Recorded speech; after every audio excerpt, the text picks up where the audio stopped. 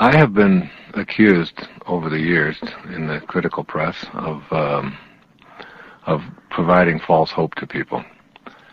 People will call, and I'll be on a talk show on the radio someplace in the world, and someone will call in who's been diagnosed with a terminal illness of some kind, and I will talk to them about not buying into the diagnosis. About why would you just listen to a group of people who have a vested interest in convincing you of this impending doom in your life, and the law that has ever allowed any miracle to ever take place in the history of humanity is still on the books. It hasn't been repealed, so that energy, whatever it is, whoever has ever healed themselves of a diagnosis of terminal illness, used the same kind of energy that is in you.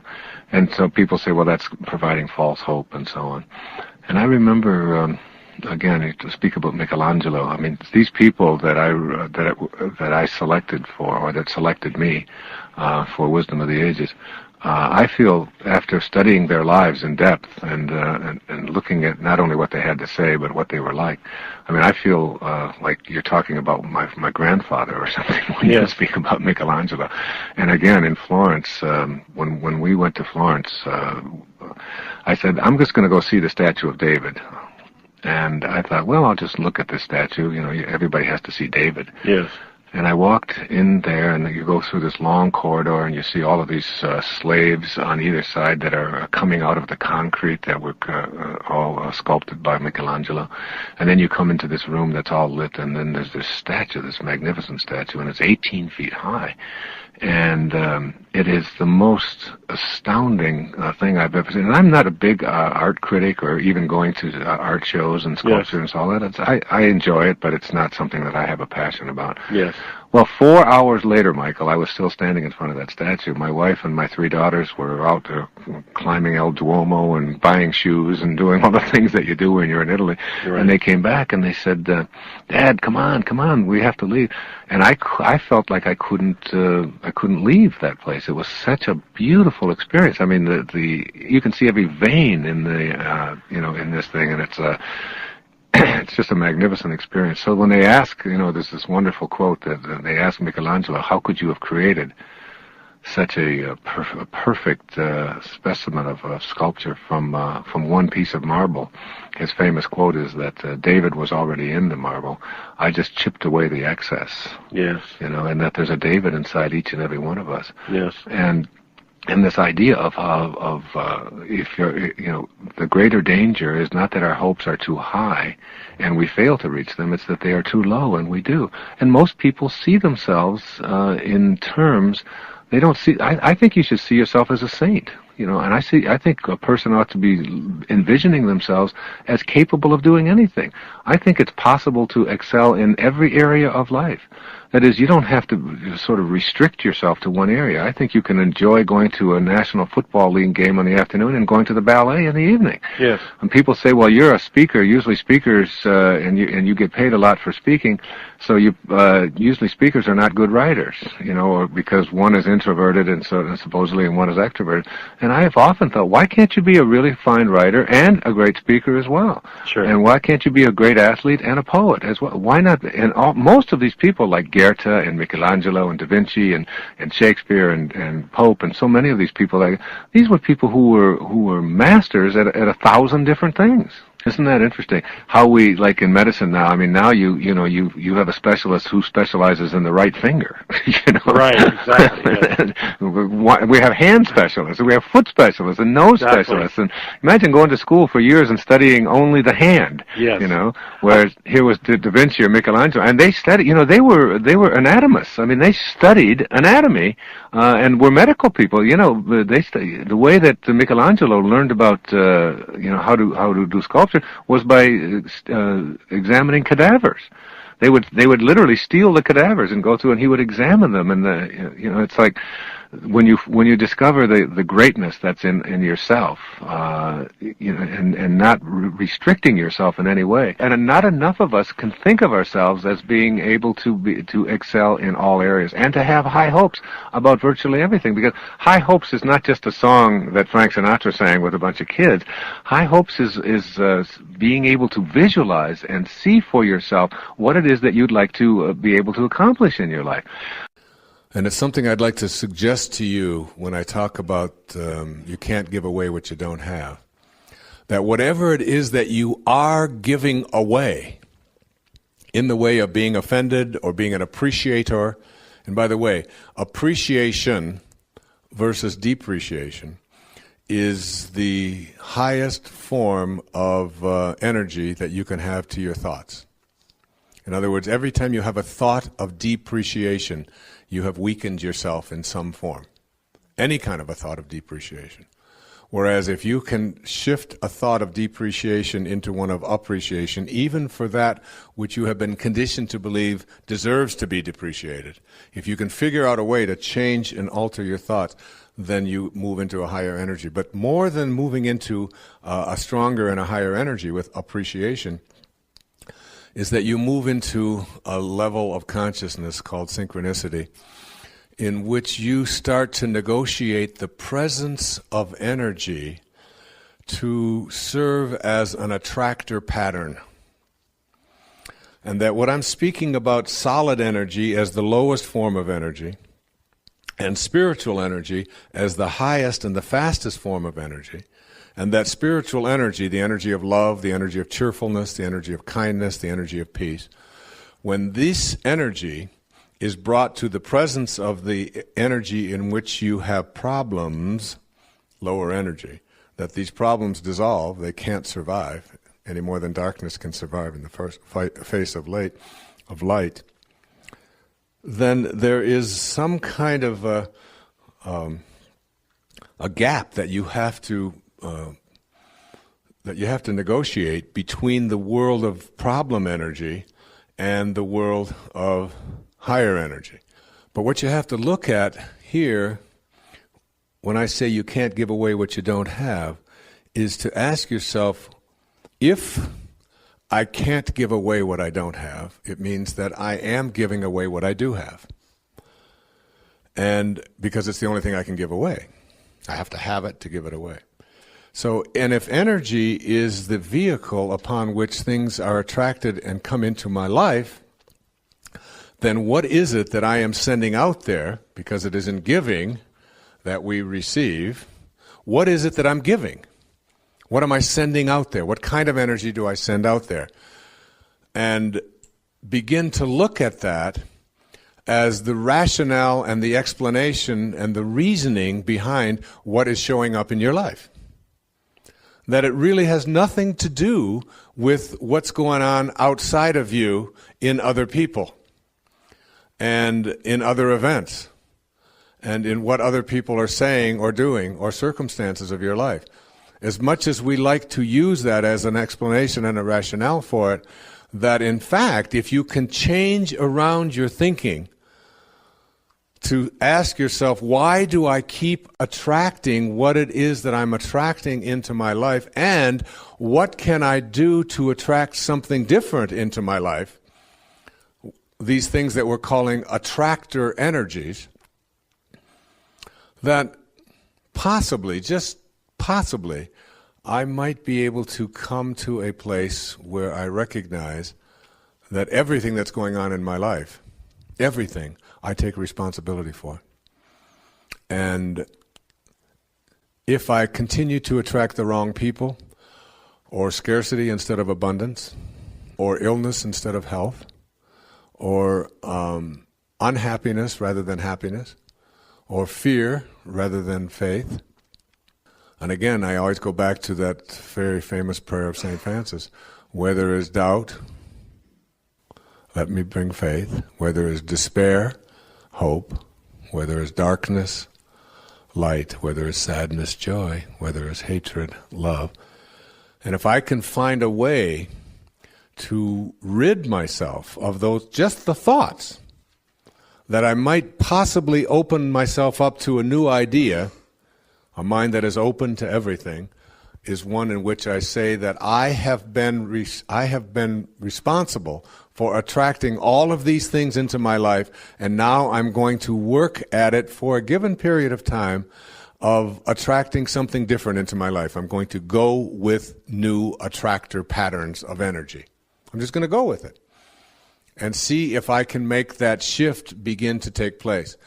And this thing that I have referred to as synchronicity is something that Jung said is something that is very real and is very powerful and is something that you can access. Which means that as you reach a faster energy yourself, you see, if everything is energy and nothing happens until something moves and everything is moving, then you yourself are just a great big bundle of energy. You are just vibrating. And if you are a bundle of energy, if you buy this idea that your hand and your feet and your eyes and your entire body is really nothing more than a series of very, very tiny subatomic particles all moving together very fast with spaces between them, and you see that and you can get that, then you recognize that there's got to be a frequency at which you are vibrating. It's got to be vibrating at some frequency. And if you can also accept the idea that if I could move to a faster and a higher, more spiritual energy, that I will literally change the vibration at which I am vibrating, then it begins with the thoughts. It begins with how I am processing and thinking thoughts, that I can absolutely get to a place where I can start to radiate out different kinds of energy. If I had a woman from Holland who came over to see me, whose husband had left her after 25 years. She had 4 children, and she just had been on the verge of suicide. And she was losing weight, and she was depressed, and she was taking all kinds of drugs for it, and she was getting sicker and sicker because she just couldn't get over it. And she came to a book signing that I was doing at a bookstore down in Florida. And she said, "You've got to say something to me. You've got to say something to me that will help me to get over this." And I told her this line. I said, "Give up your personal history. Merge yourself here, now, into this moment. And those 25 years are something, if you want to understand how to do it, think of your past as, this hat. And this is your past. Now you can't just set this thing down over here and walk away from it and give up your personal history, because you'll always have it there to look back at. What you do is you pick up your past and you embrace it. You understand it, you accept it, as I had to go through these things that I had to go through in order for me to get to this place today, and the evidence for that is that I did. You don't need any more evidence. You did. And then you toss it. You toss it. You embrace it, and you toss it. And you merge into the now by giving up your attachment. And some of you have heard me use the metaphor of the wake. Alan Watts talked about the wake is not what drives the boat. The wake is just a trail that is left behind. That's all it is. And so is the wake of your life. And the wake doesn't make the boat go, and neither does the wake of your life, the reason why your life is going in the direction that it is. The wake is a trail that is left behind, and it's an illusion to believe that it is the cause of your suffering or your struggles or your difficulty. Give it up. Let it go. Embrace it, understand it, get help doing that if you must, and then move into the now. Wisdom is avoiding all thoughts which weaken you. You know, every thought has an energy, just like everything else in the universe. And if you have a thought of shame, it will weaken your muscles. And what is your heart but a muscle? If you raise a child to believe in shame and feel ashamed of themselves, every time they think that shameful thought, they will be weakened.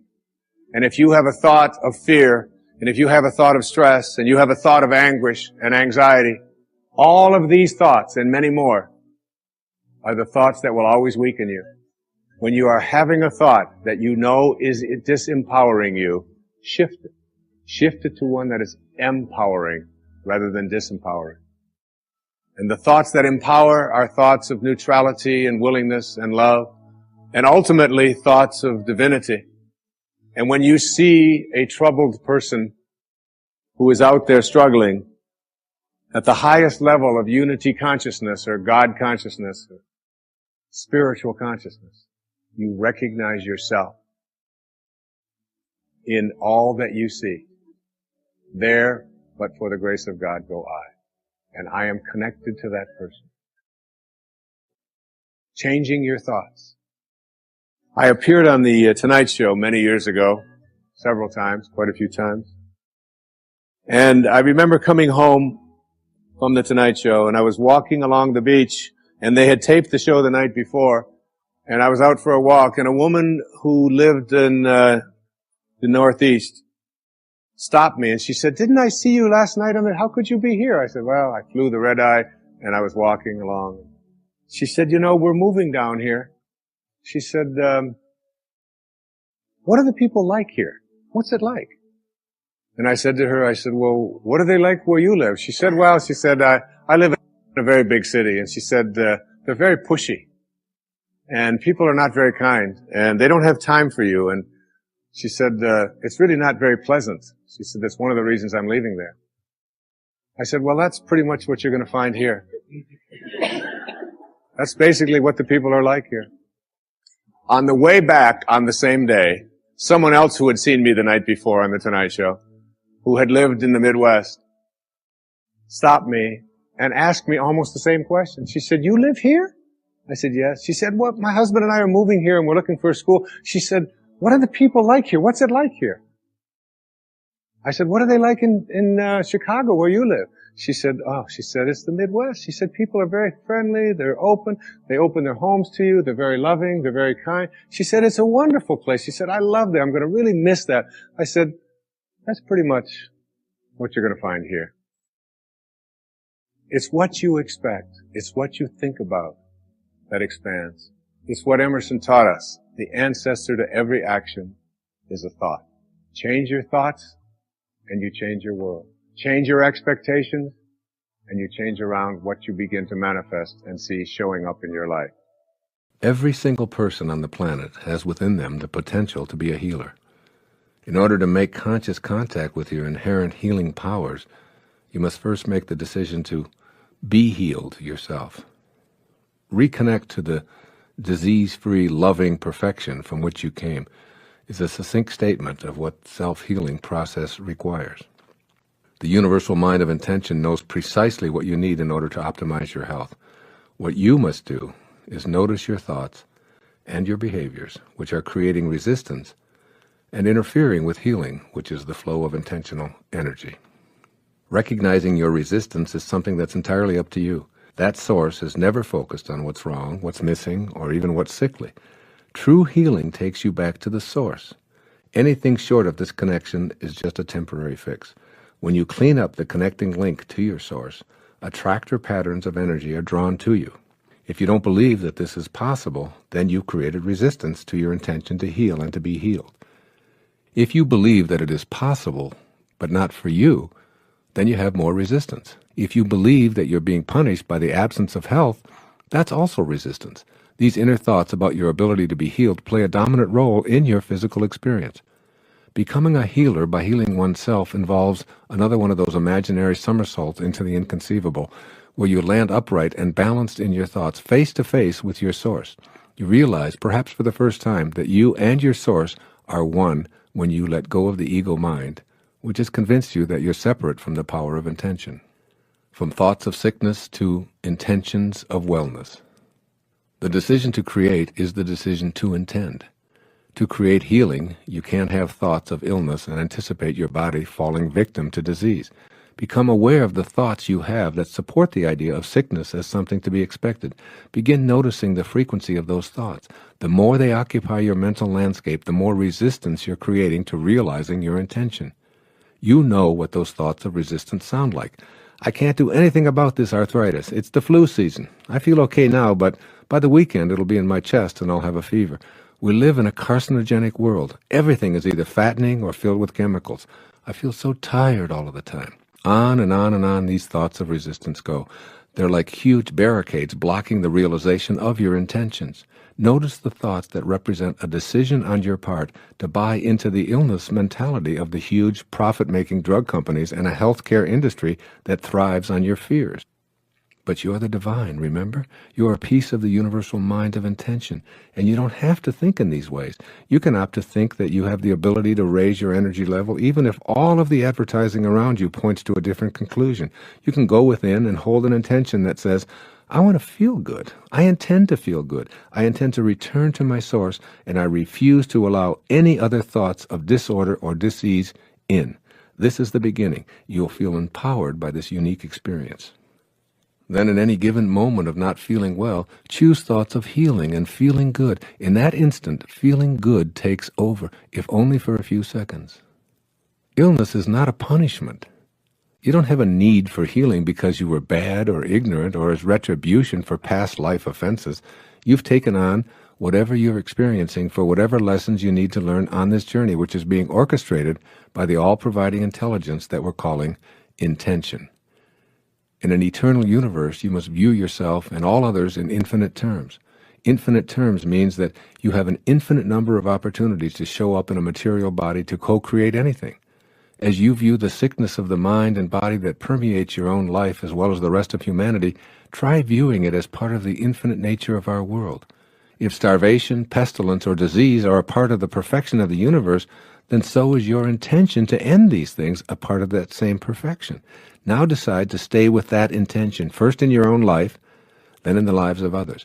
Your intention will match up with the intention of the universe, which knows nothing of egos and separation, and all thoughts of illness as punishment and karmic paybacks will cease to exist. You can't heal anyone until you allow yourself to be healed.